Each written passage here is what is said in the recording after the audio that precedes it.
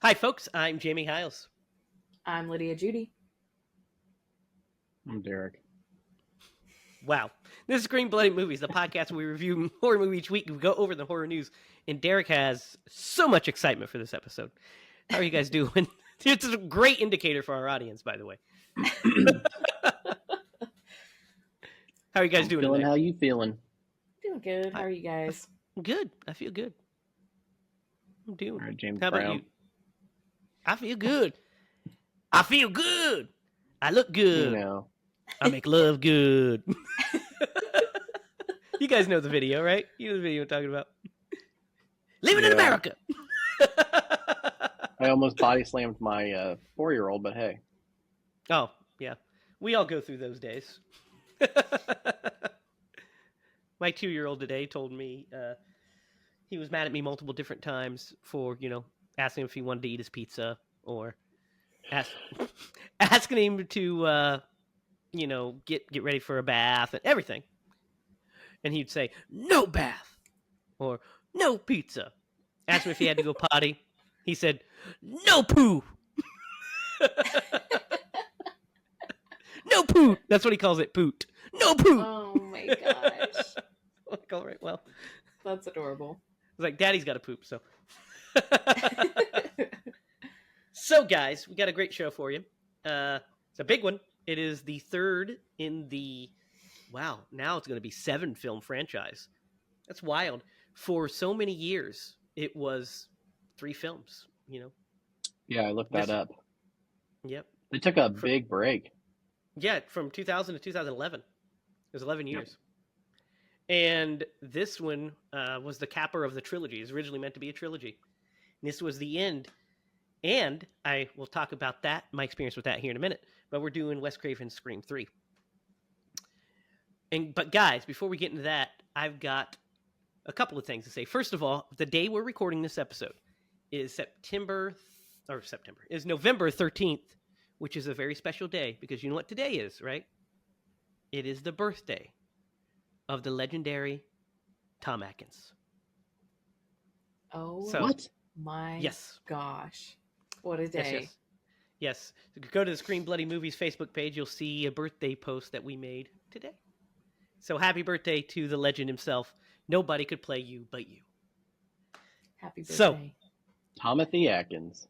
Tomothy, that great Tomothy. Let's start with some horror news.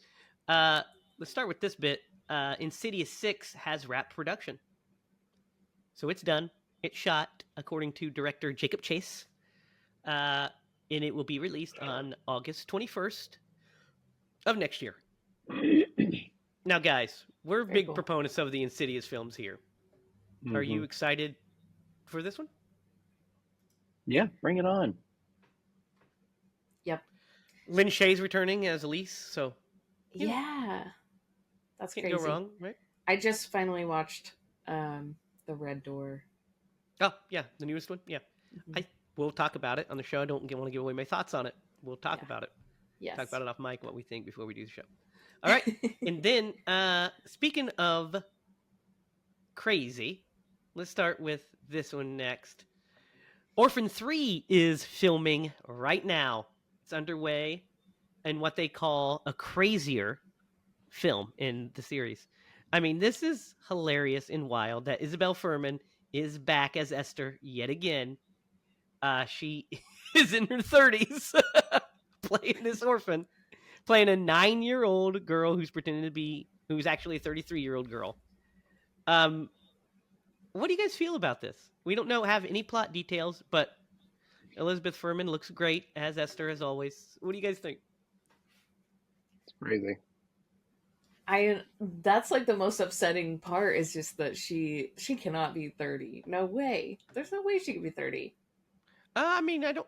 Well, that's how old the character is. I don't know how old Oh, okay. she is actually. I'll find that out here momentarily. Other than that, it's like I haven't seen the other one, so I can't really speak on how well that went. It seems like it went well, though. Seems like Enough to, if it's good enough that they're making a new one, right? Yeah. So I think I would give it a little peek. Of course. Yeah. Always at least give it a shot, right? Mm-hmm. She is 28 years old. 28. Oh my 28. gosh. That's 28 years old. So yeah, wild. that's exciting news. All right, guys. Speaking of sequels, Stephen Lang thinks they're going to make a third Don't Breathe movie. He says Okay. it's a way off, and it's not a certainty, but I do think that we all are kind of crawling into the same direction. I know a lot of people would love it done within the structure of the business, so it's a question of getting it right. Because the first one was perfect. The second one I think is very, very cool. Somehow the third one needs to tie it all up. So he thinks that they need to make a trilogy. What do you think? We haven't reviewed the second one on here yet, have we? I don't think we've done the first one. Oh, we haven't? No. I'm pretty sure we haven't. Yeah, maybe you're right. So we have to get on those. So I would did you be see it, down? but I don't remember it very well. What, the first one or the second one? Yeah, the first one. Oh, I remember a lot about the first one. There's a plot twist that happens that I definitely remember. It's fine. I think those are fine. You know, pretty solid. It's solid film, I think. Okay. Here we go, guys. I'm going to share something with you. It is this. We have our first image of Eli Roth's Ice Cream Man movie. Here it is. Oh. Yeah, the Ice Look Cream at all their Man. faces. I actually can't see anything, but that's fine. You can't see anything? Nope. Sounds like a you I problem, will bro. look it up. You see it, right, Lydia? Yeah, I can see it. Looks creepy. That's weird, Derek. It's okay. Is that so the yeah, Ice Cream Man or like the poster? it's just the man himself. Okay. So yeah, it follows an idealistic summer town descent into madness when an ice cream man serves kids sweet delights with horrifying results. By the way, Snoop Dogg is collaborating with Roth on the upcoming "Don't Go in That House, Bitch." Is contributing music to the film. Love Wow. that. Don't go in the Okay. house, bitch. Yeah, go Snoop. Snoop diggity dog. What do you guys think of this? I mean, it's not connected to the Ron Howard one because we know they're making a sequel to that. Remember? We talked about that as well. Yeah, that's right. Okay, I knew we just talked about that. Oh my gosh. We did. Oh my God, I think we did talk about that's just amazing. How the fuck does that happen? But anyway, when did that movie come out? That movie came out in like The Ice Cream Man? The early like 90s, I think. Ice Cream 1995. Man. 1995. You know, you got to let it like marinate for 30 years before you come out with A sequel to the perfection, next. Because the first one was just too good.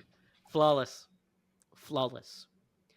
And then finally, guys, this last bit of horror news is very appropriate, I think, for Scream 3. We have the cast reveal of Scary Movie 6. Ah. So, we have, listen to this cast. So, we have, of course, Marlon Wayans. We have Sean Wayans. We have Anna Faris is returning. Let's see, Regina Hall is returning.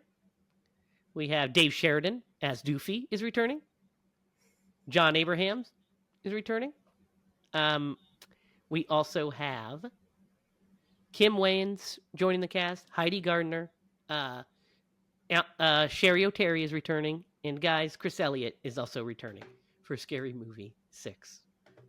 Along with new cast members such as Olivia Rose Keegan, Savannah Lee Nassif, Greg Wayans, Benny Zeit, and Michael Titus is directing. So, guys, are you excited for a new like a new Wayans Brothers scary movie? Because those movies were cultural touchstones in the fucking early 2000s. That's true. They really were. It'll be interesting to see if they can like kind of harness that with a new generation. Yes. Yeah, that'll be interesting. But you're 100% right. Like those were super culturally relevant Yeah. and quoted everywhere. Yeah. Yeah. Waza! Waza! Yep. The first one I went to the movies and saw with my fucking mom. Oh my god, horrible nightmare situation. Awful. So you know the scene where they're having sex and he's like uses the hedge trimmers on her bush and then he like ejaculates her up into the ceiling and she sticks to the ceiling. I'm sitting in the theater like, Jesus fucking Christ, why did Like I didn't expect it to be like this. Yeah. That's worst case scenario. Oh God. And then we rented Scary Movie 2 when it came out, like we didn't learn our lesson, and watched David Cross blow himself. When he puts on the glasses and and you see it all over his face, it's so funny. You know, those are horror adjacent. We did Dracula Dead and Loving It. We could do those. Yeah, we have to get into those. Because hot take, I also think Scary Movie 3 is really great as well. It's a different flavor. It's the actual Zaz team, the Naked Gun team doing the scary movies. And Scary Movie 3 fucking rips. It's a lot of fun too. And that wraps up the horror news. So guys, picture it. It's 2000. This is the culmination of the Scream franchise. This is how it was built. It was built as the final movie in the franchise because it was built as a trilogy. This was a huge, huge deal when it was coming out. Do you guys remember the first time you watched Scream 3? Derek, do you remember the hype building into this movie? Oh yeah. I was a sophomore in high school. Maybe if it came out during the summer, transitioning to be a junior. But yeah, question. It wasn't always set to be a trilogy, right? Like it was based on the success of the first one. No, I'm assuming. Williamson pitched sequels when he made the original. He pitched a trilogy. Now the plans for that trilogy changed, which we will get into when we start talking about this, because it very much affected this movie particularly from his original plans. But yes, there was kind of like an original treatment, the same. So he had he pitched ideas. So here's what's going to happen in the second one. Here's probably what's going to happen in the third one. Wes Craven came aboard. They shot the movie. It became fucking Scream. They fast tracked part 2. Williamson wrote a quick and dirty script. The script was so quick and dirty that, well, first of all, we talked about this in the Scream 2 episode. Scream 2 was one of the first movies affected by the internet with this entire script being leaked. Do you guys remember this? Mm-hmm. Yeah. So it had to do a hasty rewrite, and they had to completely rewrite the ending to Scream 2. But the script was, there's the stories are that the script for Scream 2 says shit like a chase scene happens, Wes will make it scary. Wes will do his Wes Craven thing. So they went with not a real complete script for Scream 2, and then Scream 3. There's a lot of things, which we'll get into, but I want to hear about your experiences with this movie first. First time you saw it. I think I saw it on TV. That tracks, yeah. Yeah, I don't have a crazy story. I think I just saw it on TV once. Do you remember, Derek, the first time you watched this? I don't think that it would have been in a movie theater. I think because I don't think I could have gotten in without a parent. Mm-hmm. So it probably was one of those things the first Friday night that it hit, the movie store. We rented it to watch it. Guarantee it. So, Yeah. yeah. So this was the first Scream movie I saw in theaters. I remember it vividly. I was so hyped up for this movie because Scream and Scream 2 were so good. And they, just like we talked about with Scary Movie, these were cultural events, these three movies. And I remember I remember people on the bus when Scream 2 came out, like talking about I was like, I don't want to know who the killer is. You know, I like these balloons, by the way. But it's like, I don't want to know who the killer is, blah, blah, blah, blah, all that kind of stuff, you know? But my mom took me to go see this. It was her, me, and I think maybe one of her friends or something. But I remember going to the movies and seeing this. I remember being so excited. And I remember vividly this opening scene, the opening shot of Hollywood on the big screen and being like, oh, I'm sitting for Scream 3. You know what I mean? I watched the movie and it was a lot of fun. And, then I watched it a million times after that throughout the years. Every time it's on, I'll watch a little bit of it. You know, I have the whole trilogy I had it on VHS, DVD, now Blu-ray, and then the first two on 4K. So it's like, yeah, I've fucked with Scream 3 for a while. This is probably only the third or fourth time I've seen this movie. Oh, really? Yeah. How about you, Lydia? That's probably close to mine too. Yeah. Dude, easily like the 15th or 20th time I've seen this movie. Like, when I watch them, I do like a watch through. You know what I mean? Yeah. Not always, but I would do a watch through. And if it's, like I said, if it's on TV, I'd sit and watch it. Because this one's widely regarded as the worst of the original three movies. And it is. I mean, that's just inarguable. It's the worst of... But that's also not necessarily a bad thing, considering that Scream 1 and 2 are fucking masterpieces. Yeah.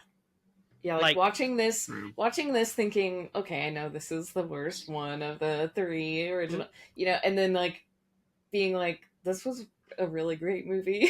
Yeah. You know? Then you realize, oh, that's because Scream and Scream 2 are just set the bar fucking too high. Yeah, they just set the bar too high. Yeah. Like, I literally think that Scream 2 is one of the all-time great movie sequels. And I think it's top 5 best horror movie sequel. I think Scream 2 just fucking rocks. But this one, guys, is a lot of fun. And we'll get into it. Because let me talk about a little bit of the backstory to this. So remember how I said that there was some major rewrites? What event happened shortly before this movie would have started shooting?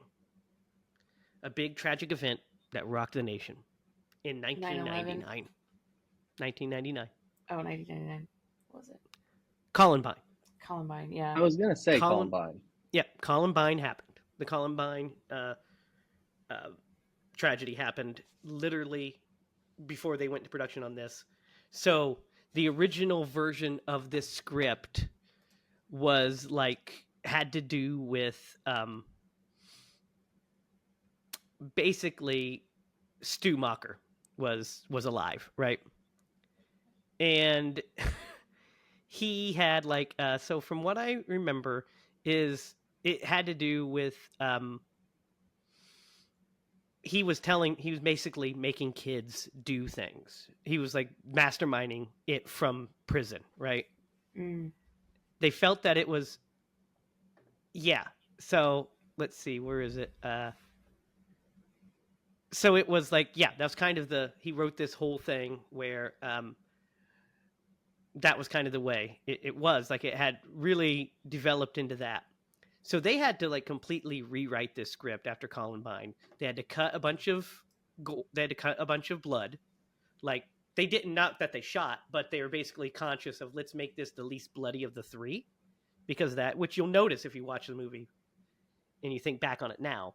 So there were some consciousness efforts because of the tragedy of Columbine to kind of pull back on some of this. And Williamson didn't write this is the first one that he didn't write that he wasn't credited as the full screenplay writer.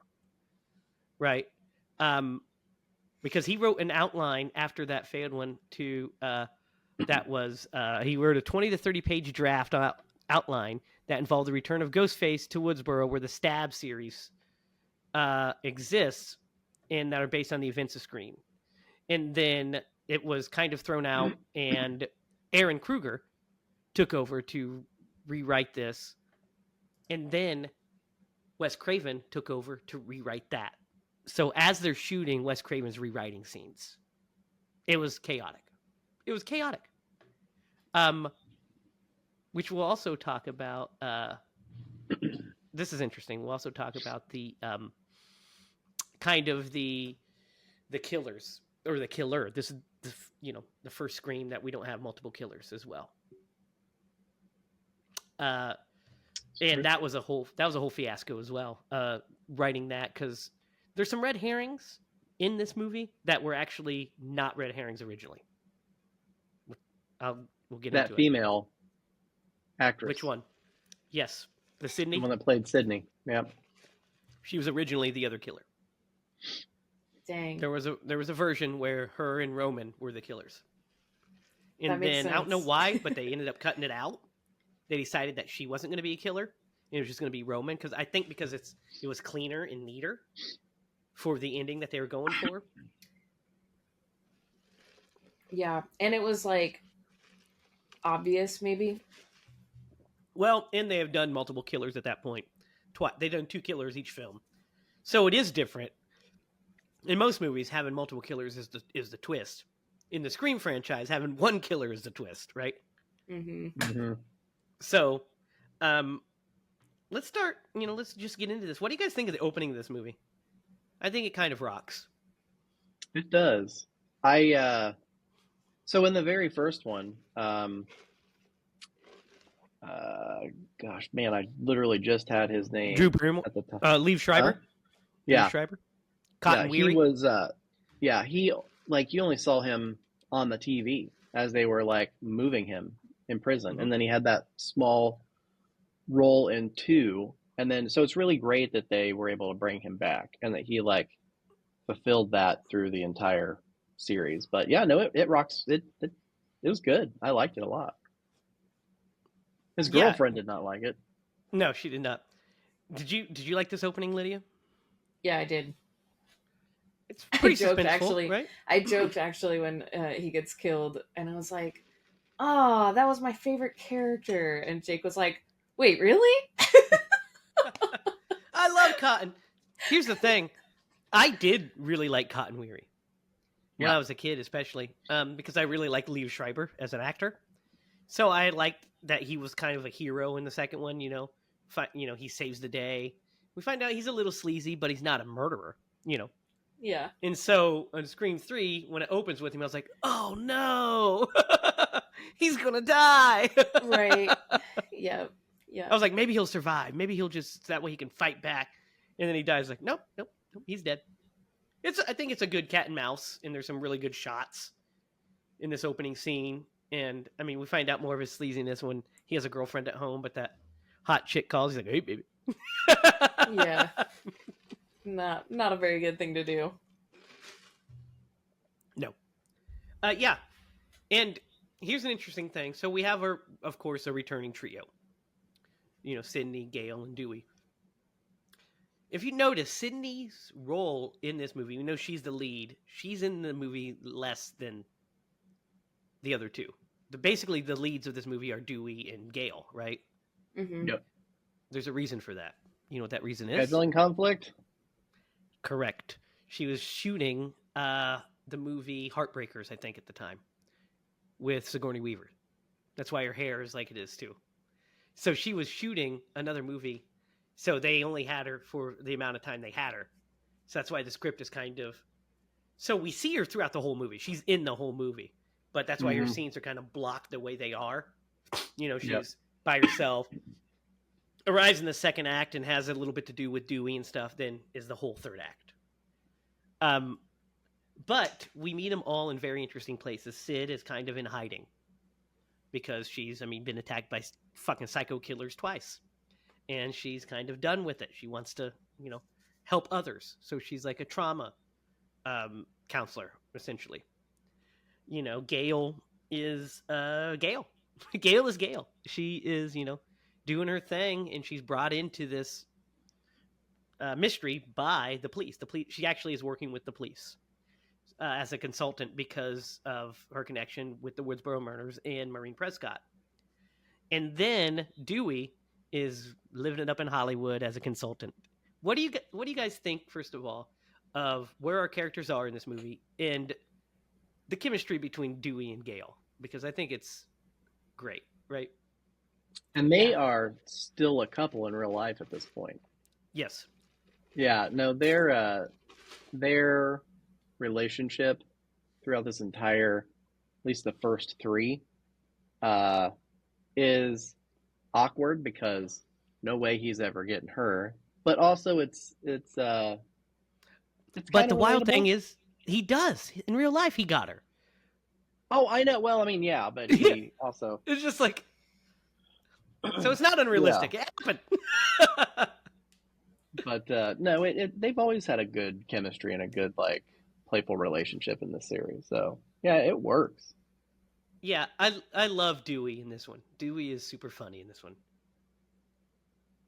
And so is Gale, of course. And when we get also, to the actors, I got some stuff. Yeah, I was going to say, we'll talk about them in a minute, too. What do you think of where Sydney is in this movie? Where we find 100% relatable. I would fucking have, like, moved to an island where I was the only person. That kind of sounds like into a the good idea country, and I anyway. get it. Huh? I said, that sounds like a good idea anyway. Yeah, no, it's understandable where she is for sure, and I don't blame her.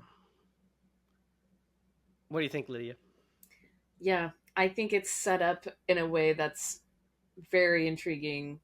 It grabs your attention, and you're like, okay, all right, where are we going with these characters again? It's so good. It's also cool because she has a clear arc in this movie. Mm-hmm. Yeah. We see her at her most, like, paranoid and scared at the beginning of the movie to her being free by the end of the movie, which is with the wonderful final shot. So it's like she has a clear arc. Dewey and Gale both have clear arcs as well. Wes Craven's really good about giving characters arcs. So they have full arcs, you know. Gale learns to embrace, like, Dewey and learns to, like, open up. Dewey, you know, basically just learns to toughen up and gets to be the hero that he's always tried to be by the end of the movie. The actors, guys, because I love the setup that we're actually on the set of Stab 3. Yeah. How great is that? That moment where Sydney comes back and she's, like, in her house, her bedroom, like, you know, as the viewer. So good. Yeah, like, watching her kind of feel her way through that, it would be really tough, for sure. Yeah. In the sound design of that scene where we hear clips of dialogue from the first movie as she's scanning the room. Yeah. That nightmare stuff, by the way, works pretty good. I mean, Wes Craven just knows how to fucking do nightmare scenes, right? Oh, what do you think about where she's, the bits like, with, kind of with the lucidly... mom? Yeah. What do you guys think of those bits? I toyed with, is she delusional, or are they, and I say they, because you're assuming dual killers, are they, like, playing with her in some way? Because they felt real. Her. Yeah.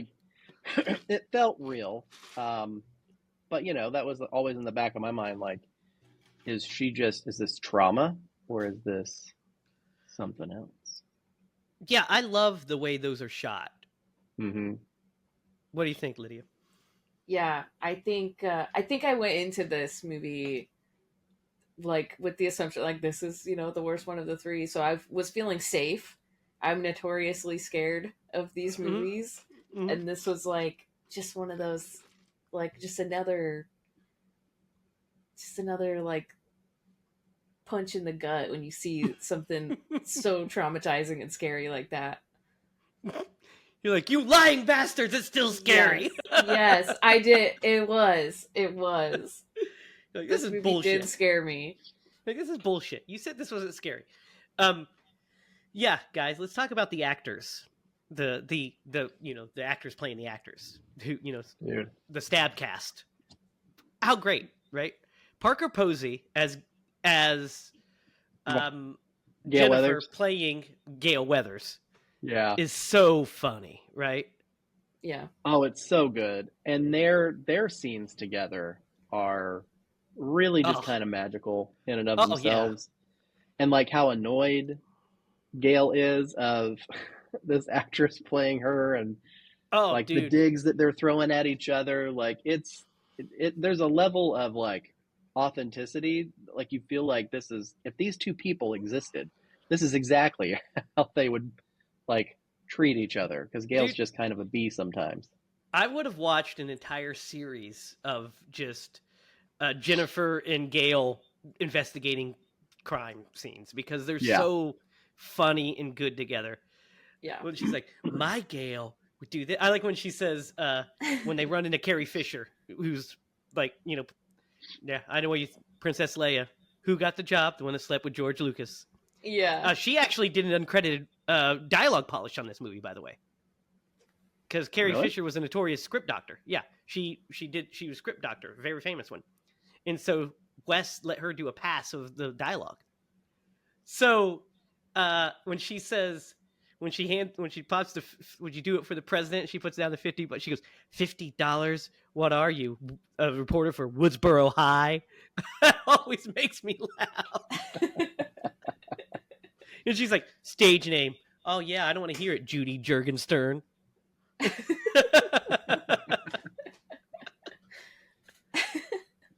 Yeah, they're all. Yeah, she's great. Gems. There's some gems Yeah. in this movie for sure. Yeah, it's very funny. Tyson is good. Also, Jenny McCarthy has a great death scene. Her death scene, I think, is really good. Yeah. When she calls in to, to talk with Roman, who we'll get to here in a moment. I love this scene. I think it's really good. I think it's suspenseful. I love when she's in the room full of the Scream costumes, and then Ghostface steps out. I think that's cool as hell. Yeah. I hate it. I agree. Is it too scary, Lydia? That's so scary. I hate it. And they're that joke. The joke that I love is when they're talking to, he's like, and now I'm next with Roman, and she's like, what do you mean you're next? Look at this. And it has a statue who she dropped and his head's broken off. She tried to scotch tape it back on. You think this is a sign? Yeah. It's so funny. I think that's so funny. Yeah. What were you going to say, Derek? I love how they really played on like her type of personality in Hollywood, like Jenny McCarthy, and how she's like, oh, I'm 30 something trying to play a 20-year-old, and over like it was just right casting for that role for this movie. Like they did a great job.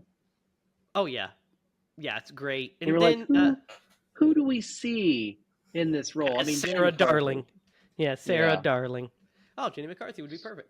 No, the who we got to talk about some of this other cast stuff because, so we have as Roman, Scott Foley, who's really good in it. Roman is a character that you kind of empathize with at first if you don't know that he's a killer.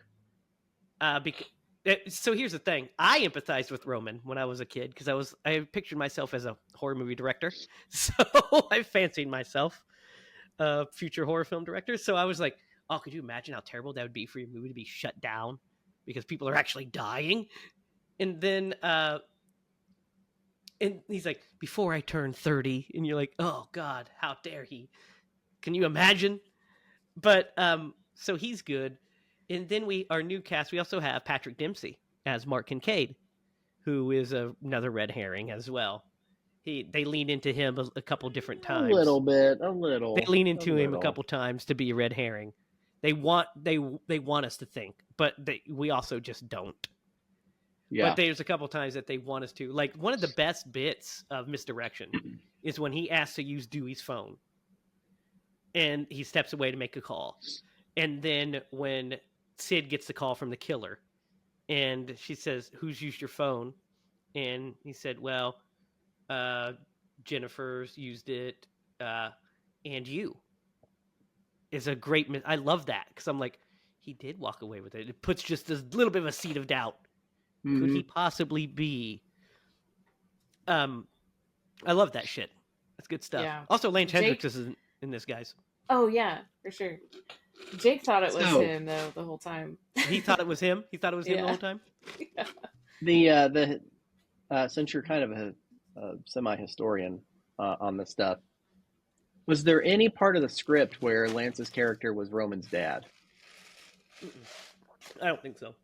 I thought for sure that there was going to be a tie back to that he was Sydney's mom's like illegitimate son, and she got whatever happened at that party. I thought he was going to be at some point I was like, oh, they're probably going to say that like he's the dad, and this is his like revenge for being abandoned by both parents. And anyway,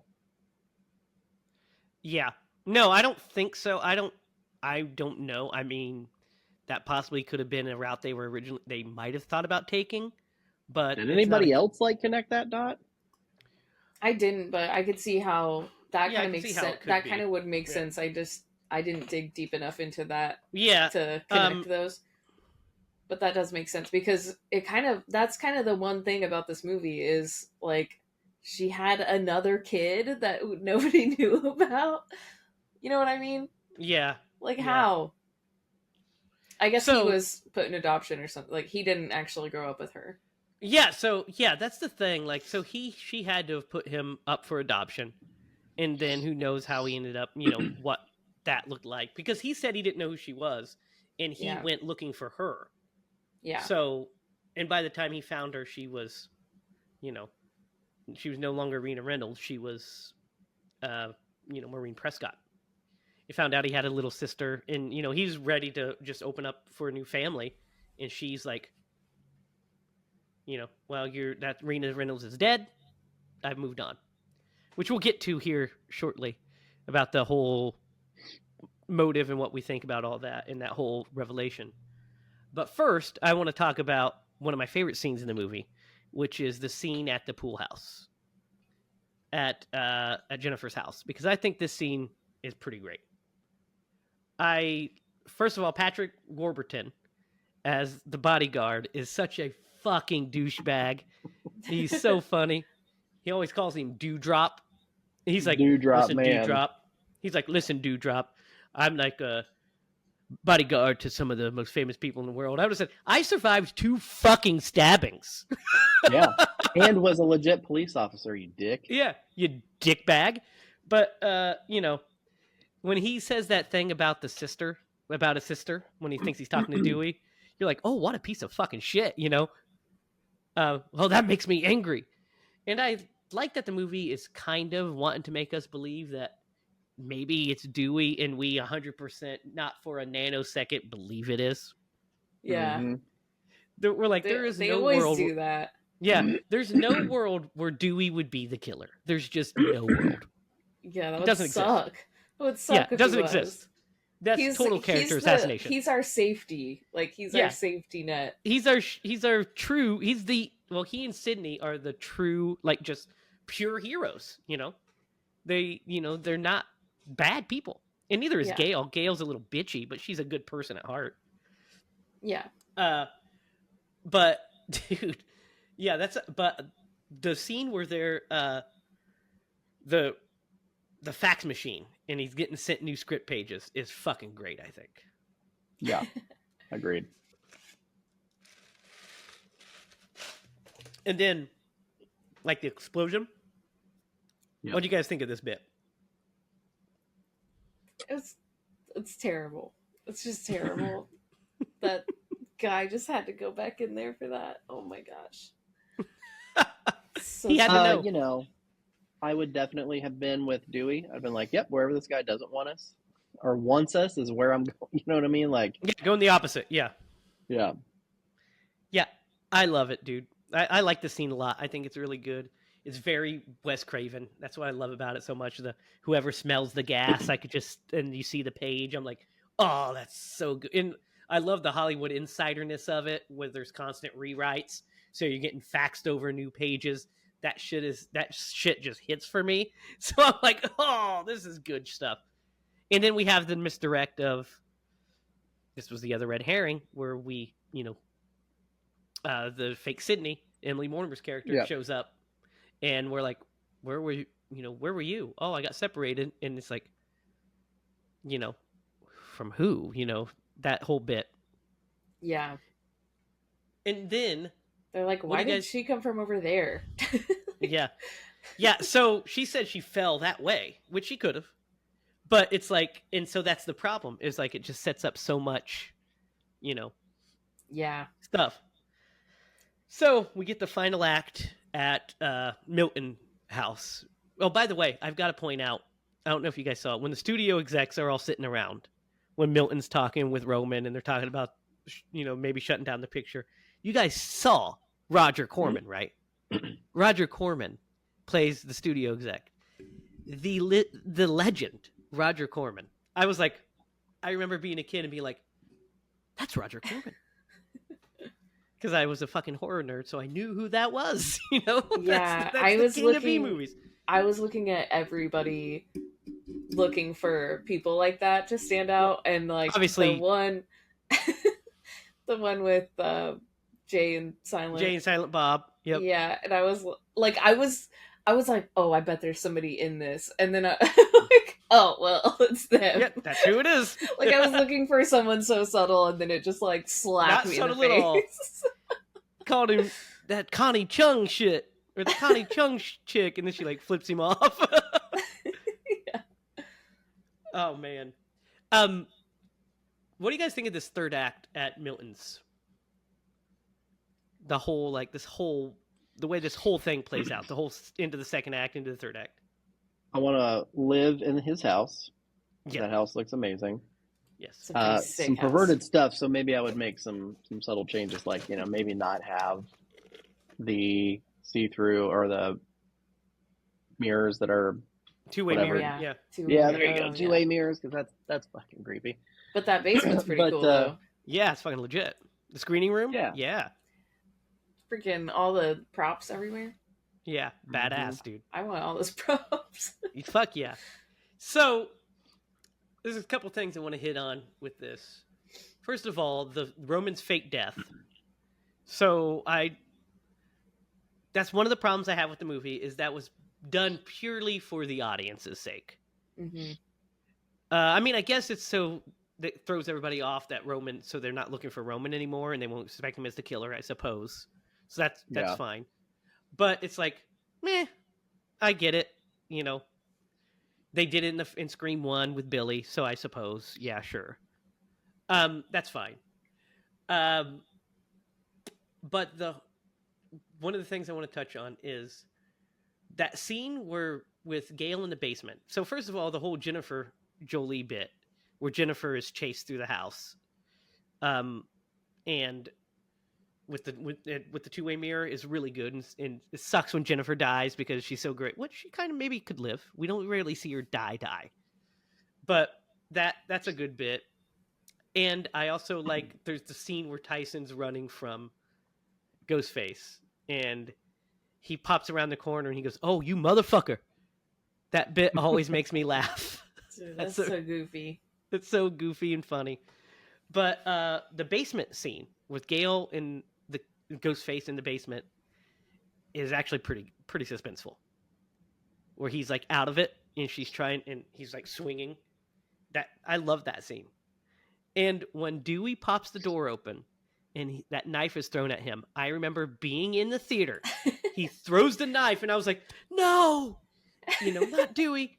And that fucking handle hits him in the forehead. The whole theater erupted with laughter and applause. That's so awesome. Because they're like, because it's just this moment of, they laugh at the shock of him not getting, because you're used to these movies that getting knifed in the head. They laugh that the handle hits him. And then it's the relief that Dewey is not dead. Yeah. It all happened in this wave. It was like, yeah. And then the danger that he's now in again. Yes, he's still in danger, but he's alive. Yeah. What'd you guys think of the knife bit? So funny. Yep. Me and Jake No, I laughed out agree. loud. Yep. Yeah. Felt it. Yeah, it's a Yeah. good one. It's Yeah, a good bit. gets you every time. So, what do we think of the actual ending? Like this actual final confrontation between Sydney and the killer in the reveal of Roman as the killer and his motives. What do we think of this? Let's start with what do we think of the motive in the killer? You know, a normal person would need a ton of therapy. He decided to go a different route. Yes.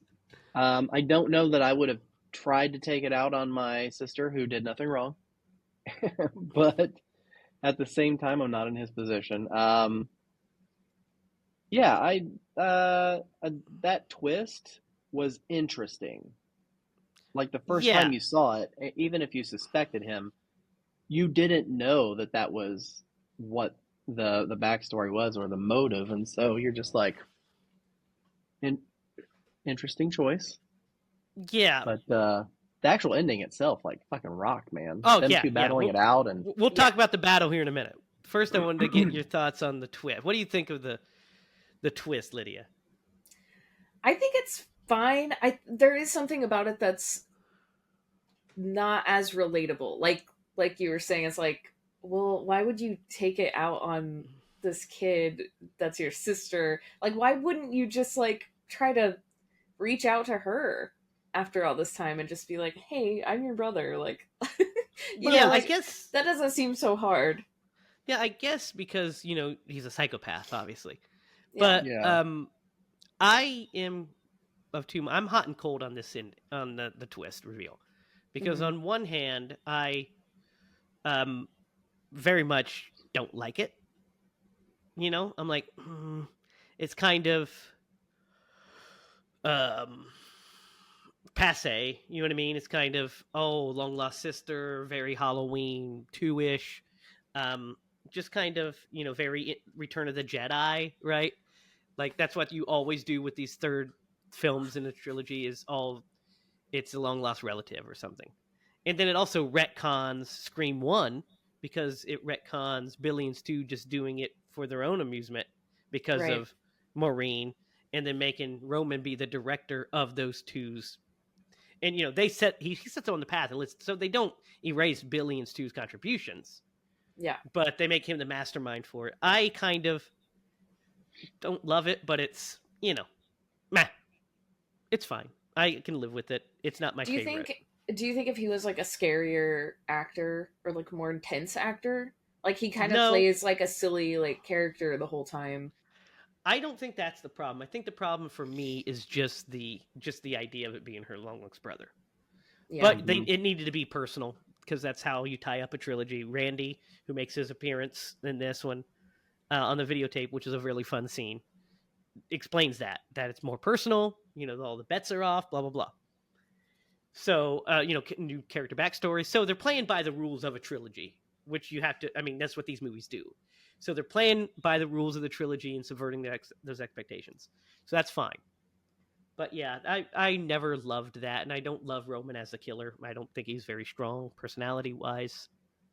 But having said that, this final fight, as you alluded to, Derek, kicks ass, right? oh yeah,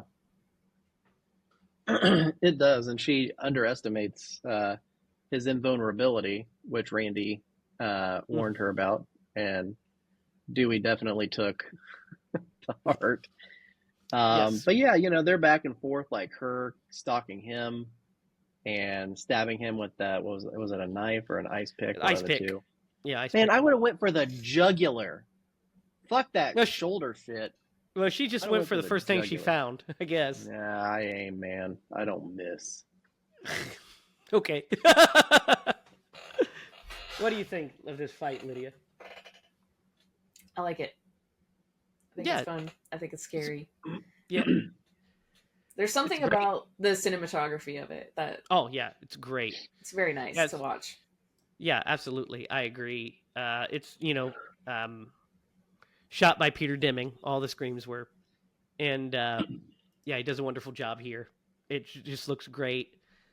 love the way he looks when he has like the blood on his head and stuff after he thinks he's killed Sydney.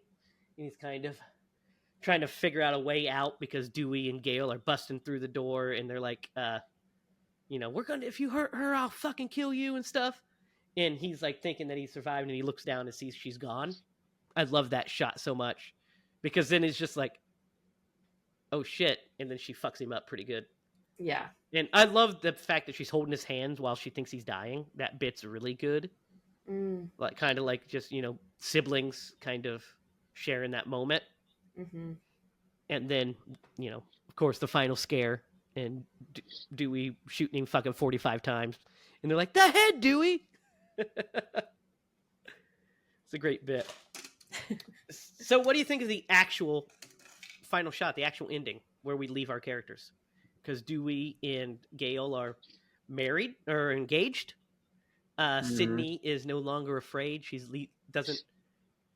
opens her gate and she doesn't set the security code and she leaves the door open. And Mark says, "Hey, we're about to watch a movie." And she says, "What kind of movie?" And he says, "Come on, you have to find out." And we end on that shot of the open door. What do you guys think of this as an ending to, if this was the final Scream movie? What do you think of that as like the ending? That's interesting because I did not know that it was supposed to just end like that. Like I'm like, something's gonna happen. Like, why are you leaving your door open? It would have been absolutely perfect had that door not been open. The door being open just leads you to believe that there's literally an opening for something new, like in the future. But like her opening the gate and like leaving her trauma behind and becoming part of the world again, and then the fact that she's obviously now dating Mark, I think is what his name was. I think that's what you said his name was. Yeah, is Mark like Kincaid. another step in her healing process because she has been, hurt in the past, and her last boyfriend, he died, but she thought like there's a lot of healing that happens in this scene. Yeah, so I love the open door because to me it symbolizes. So you could read it two ways too. You could read it as, oh well, the door is open for future installments, but what Wes Craven meant it to be is that Sydney is no longer afraid. Yeah, she's like, leaving the door if open something's for coming, the future. then she's ready. Correct. She's leaving the door open. The future is now wide open. Yeah. So she's not afraid anymore. She doesn't have to set her security system. She doesn't have to lock herself in. She is free. And so it's a pretty good great ending if that was the end. And we also don't get the famous Ghostface slash at the end of the movie because he's dead. There's no more Ghostface. So until there is. We do get a great reprise of Red Right Hand in this movie though. So that's great. Yeah. So guys, that is Scream 3. What are we thinking? Can we hear our ratings for the other ones? I was going to say that. We all gave the first Scream 10s across the board. The second Scream was all 9s across the board. So this movie, it doesn't live up to, obviously, the first and second installment. And, I mean, it's always hard. Always hard to live up to, like, a masterpiece. And then a really super solid, like, follow-up to that. Like, 3 in a row. It's hard. Yeah. Think all night and maybe find one or two. But yeah, this movie, it's not bad at all. Like, there's a couple of little things. Like, I think his motive is a little convoluted in a stretch. I think the voice changer is a little hokey, but it's a movie, so yeah, because it's new technology and he can be anybody. Yeah. And it's not just the one guy. What's your favorite scary movie? Yeah. I love like the meta part of this where she's going on the scene of the set of a movie that's based off of her life and like reliving those traumas. So there's lots of really great things about this movie. Just a couple of little things that I would change. And I'm debating if it's going to be. I went ahead and put a 7.5, but honestly, it probably could be an 8. I like the movie. It was fucking solid. I'm going to do it. You know what? I'm just going to live life like I'm on the hood of a car, and I'm going to give it an 8. That's what an 8 means. What do you think, Lydia? I have to be honest. When I watched this movie and it was over, I was like, this movie's a 10 out of 10 for me.